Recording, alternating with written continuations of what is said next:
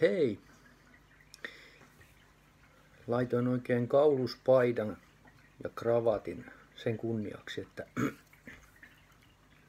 nyt tämä Uuden maailman käännös videosarja tulee tällä erää nyt sitten loppuunsa. Vaikka eihän sitä tiedä tulevaisuudessa, jos keksii jotakin järkevämpää sanottavaa. Mutta joka tapauksessa nyt on osa 7 käännösteknisiä ratkaisuja ja tarkastelun kohteena on Jeremian luku 29 ja jae 10.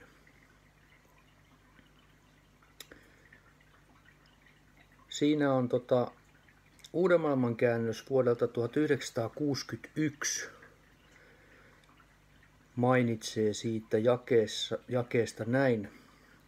For this is what Jehovah has said, in accord with the fulfilling of 70 years at Babylon, I shall turn my attention to you people. Ja niin edelleen. Anteeksi, tämä lausuntani on vähän epätäydellistä, mutta laitan siihen linkit. Voitte sitten itse lukea ja lausua paremmin ne. Mutta siinä oli tosiaan tämä, että se 70 vuotta Babylonissa tuli täyteen. Sitten 1984 Uuden maailman käännös englanniksi samalla tavalla kääntää sen. For this is what Jehovah has said. In accord with the fulfilling of 70 years at Babylon, I shall turn my attention to you people. No, se meni jo vähän paremmin. Mutta siinä oli tämä at Babylon. Sitten Uuden maailman käännös suomeksi 1995-2008, eli tämä viihdelaitos. Sillä näin on Jehova sanonut, 70 vuoden täytyttyä Babylonissa minä käännän huomioni teihin. Ja niin edelleen. Sama linja jatkaa myös Uuden maailman käännös 2013 englanninkielinen. For this is what Jehovah says, when 70 years at Babylon are fulfilled, I will turn my attention to you, ja niin edelleen. Uuden maailman käännös 2018. Näin sanoo Jehova, kun 70 vuotta Babylonissa tulee täyteen, minä käännän huomioni teihin. Täytän lupaukseni ja tuon teidät takaisin tähän paikkaan. Ja sitten tosiaan tämä Uuden maailman käännös hebreaksi kääntää se ihan samalla tavalla, että Babylonissa tämän sanan. No muut käännökset sitten taas kääntää sen näin, että Kirkkoraamattu 92. Näin sanoo Herra, kun Babylonian 70 vuotta ovat kuluneet, minä otan teidät jälleen huomaani. Kirkkoraamattu 3:8 sanoo, sillä näin sanoo Herra, vasta kun ne 70 Baabelin vuotta ovat täyttyneet, minä katson teidän puoleenne ja niin edelleen. Raamattu kansalle kääntää, näin sanoo Herra, vasta kun ne 70 Baabelin vuotta ovat kuluneet, minä katson teidän puoleenne.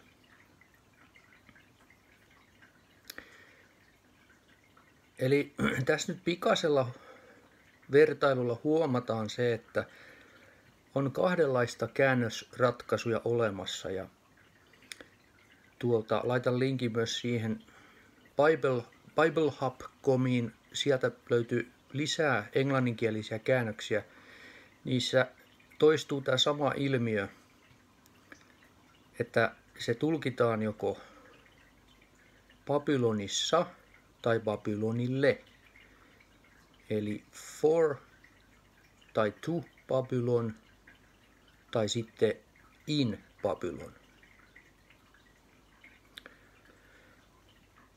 No jotta voidaan päästä nyt sitten käsiksi tähän, että mikä se niin kuin on ihan oikeasti tämä sana siellä pohjatekstissä, niin meidän täytyy ymmärtää se, että tähän sanaan Babylon, niin vaikuttaa hebrean yksi etuliite, joka määrittää sen, että puhutaanko siinä Babylonille vai Babylonissa. Ja nämä etuliitteet löytyy esimerkiksi Viihdelaitoksen sivulta 1633, liite 3b. Niin sanotaan näistä hebrean etuliitteistä, kun siinä on tämä be taikka ve, niin se tarkoittaa, että se on niin kuin suomen kielessä loppuliite SSA, SSÄ tai LLA, LLÄ, eli illatiivi. Ja jos siinä on LE, niin se tarkoittaa, että se tulee loppuliite LLA, LLÄ, LLE, niin poispäin. Eli nyt sitten tämä hebrean etuliite määrää sen, kuinka tälle Babylonille käy. Tuleeko siitä Babylonille vai Babylonissa? Ja vastaavasti englannin kielessähän sitten se tulee siihen eteen artikkeliksi. Onko se artikkeli? For, to tai in. Joo, sillä tavalla se menee. Ja mä nyt selvyyden vuoksi vielä tein tähän tämmöisen Excelillä tämän asian esityksen näin, että tässä on nyt ensinnäkin tämä at Babylon, eli Babylonissa, se kirjoitetaan tällä tavalla, että kun hebreaa luetaan täältä päin, niin ensin tulee tämä bet-kirjain, josta toi Viihdelaitoskin liitteessään mainitsi, että jos siinä on tämä kirjain, tämä konsonantti bet, niin se on silloin tämä SSA, SSÄ, eli Babylonissa. Niin kuin tässä nyt on, Babylonissa. Ja se luetaan sitten, niin kuin jos se translitteroidaan, tämä be, va, vel. Tässä on tämä yksi hebrean erikoisuus, että joskus niistä jätetään se piste pois, ja se paino muuttuu, silloin tulee v-ksi tämä bet-kirjain. Et silloin kun se on se piste, sanotaan dakes-pisteeksi tuo, niin siitä tulee silloin bet. Eli be, va, vel. Tämä on lamed-kirjain tämä. Ja nämä on sitten näitä vokaaleja e, a ja vähän pidempi e. Bevavel, Babylonissa. Sitten kun tämä etuliite muuttuu lamed-kirjaimeksi, eli se tulee LLA, LLÄ pääte Suomessa, niin silloin tästä puhutaan, että se on Babylonille. For taikka to Babylon englanniksi. Eli levavel. Levavel. Babylonille. Se muistaa aina siitä, että se L, niin tulee LLE. En tiedä, onko se hyvä muistisääntö. Mutta joka tapauksessa näistä on kysymys. Bevavel tai levavel. Yksinkertaista. Sitten kun mennään näihin pohjateksteihin, eli nyt puhutaan siis hebrealaisista pohjateksteistä, niin näihin perustuu kaikki maailman raamatun käännökset. Siinä ei ole niin kuin kahta sanaa, se täytyy olla niin, koska ei ole mitään muuta parempaa lähdettä niin kuin hebrealaisille kirjoituksille raamatussa kuin nämä hebrealaiset pohjatekstit, ja näitä on paljon, tai paljon, mutta on kuitenkin muutamia. Nyt ihan ensimmäiseksi tässä on Leningradin koodes, joka on niin kuin kokonaisuudessaan ensimmäisestä Mooseksen kirjasta Malakiaan, niin sisältää kaikki kirjat. Ja siinä Jeremian 29:10 on mä oon sen suurentanut tuolta tekstistä, se on napattu. Olihan tää, joo, Leningradin koodeksi. Joo, niin sieltä se löytyy. Levavel. Babylonille. Se on Leningradin koodeksen mukaan. Se kuuluisi se sana kääntää. Ihan pelkkää mehua lasis. Ai niin, sitten siinä oli vielä tämä Westminsterin Leningradin koodeksin, eli tekstiversio tästä samasta, niin huomataan, että siellä on Jeremian 29 lukuja. Mä laitan kaikkiin linkin, mistä saa itse katsoa, ettei mä pääse harhauttaan ketään, niin voi itse tutkia nämä asiat. Levavel, Babylonille, selkeällä hebrean kielellä.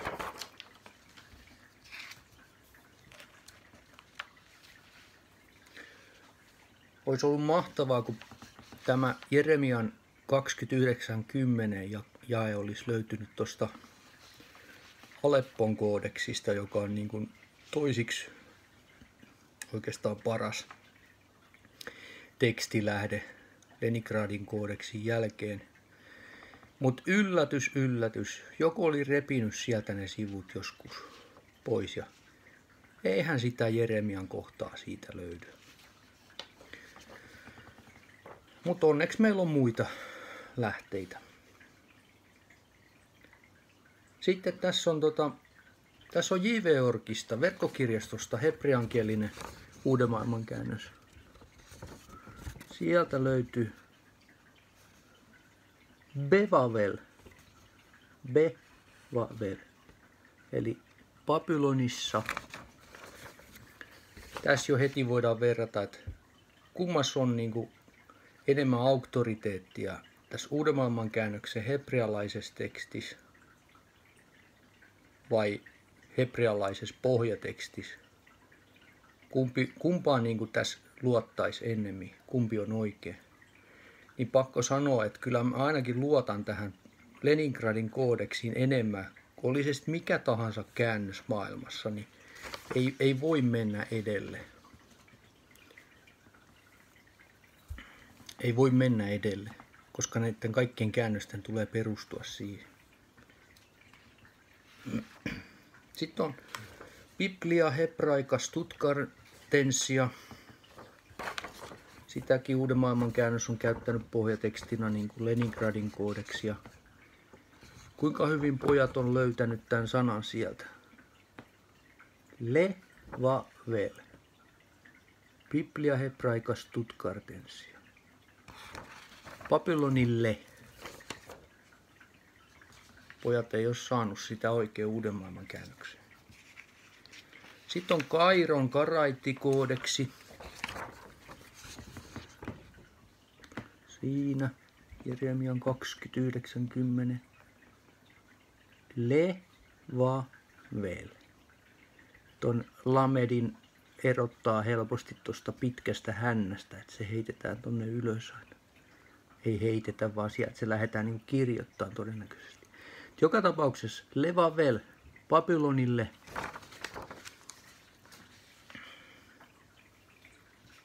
Sitten tämmönen hebrealainen Biblia Sacra.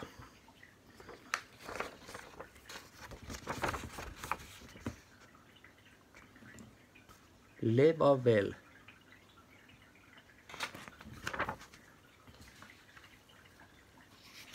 Ja sitten vielä tässä viimeisenä on Pietarin profeettakoodeksi, jota myös on käytetty Uuden maailman käännöksen pohjatekstinä.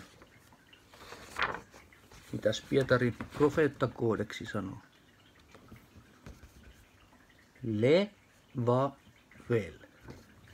Levavel. Babylonille.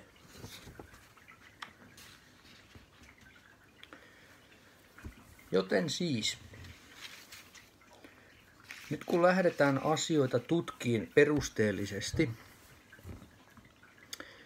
niin on otettava huomioon mahdollisimman monet lähteet, mitä niissä sanotaan. Ja niin kuin huomataan, että hebrealaisissa pohjateksteissä, joita käytetään Raamatun käännösten tekemiseen, ne on täysin yhdenmukaisia sille, että sieltä löytyy sana Babylonille. Ei missään ole Babylonissa.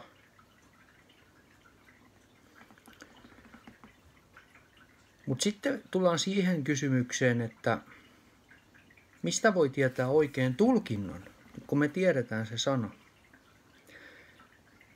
Lyhyesti sanottuna tekstiyhteydestä. Tätäkin on hoettu muutaman kerran Jehovan todistajien seurakunnissa. Lue koko Jeremian 29 luku ja katso itse, mistä siinä puhutaan.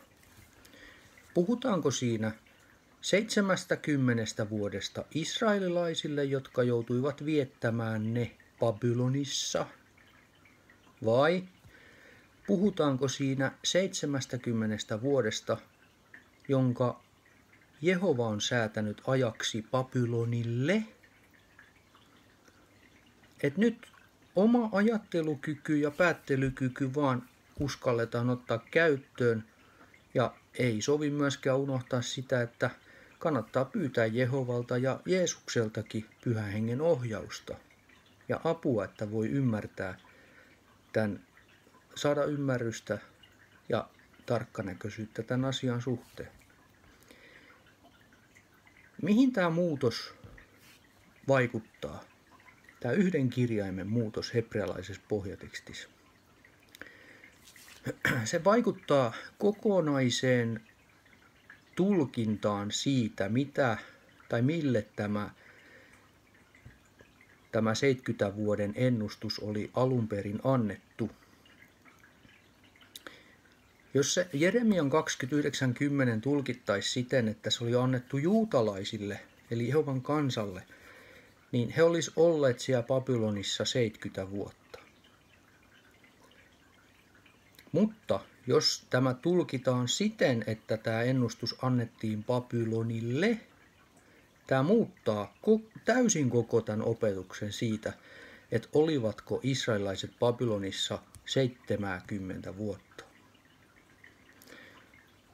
Tällä on puolestaan vaikutusta Jerusalemin tuhon ajankohtaan, joka tapahtui vuoden 607 ennen ajanlaskun alkua sijasta vuonna 587 ennen ajanlaskun alkua. Tämä puolestaan vaikuttaa siihen tulkintaan 7 ajasta, eli pakanain ajoista, sen pituudesta, jota alettiin laskemaan tuosta Jerusalemin tuhovuodesta. Tämä puolestaan vaikuttaa tuon 2520 vuoden päätepisteeseen, joka olisi ollut tämän vuoden 607 ennen ajanlaskua alkua. Siitä laskettuna se olisi ollut 1914. Mutta vuodesta 587 ennen ajanlaskun alkua laskettuna me päädytäänkin vuoteen 1934. Edelleen tämä vaikuttaa siihen, ettei Jeesus saanutkaan kuninkuutta 1914. Uskollista orjaa ei valittu 1919. Ensimmäinen ylösnousemus ei alkanut vuoden 1914 jälkeen. Näillä seuran johdossa oleiden veljien vangitsemisella 1918 ja vapauttamisella ei olisi ollut mitään merkitystä yhtään mihinkään. Lopun ajat tai viimeiset päivät eivät olisi alkaneet 1914 ja tätä sukupolvea ei olisi alettu laskemaan vuodesta 1914 ja niin edelleen.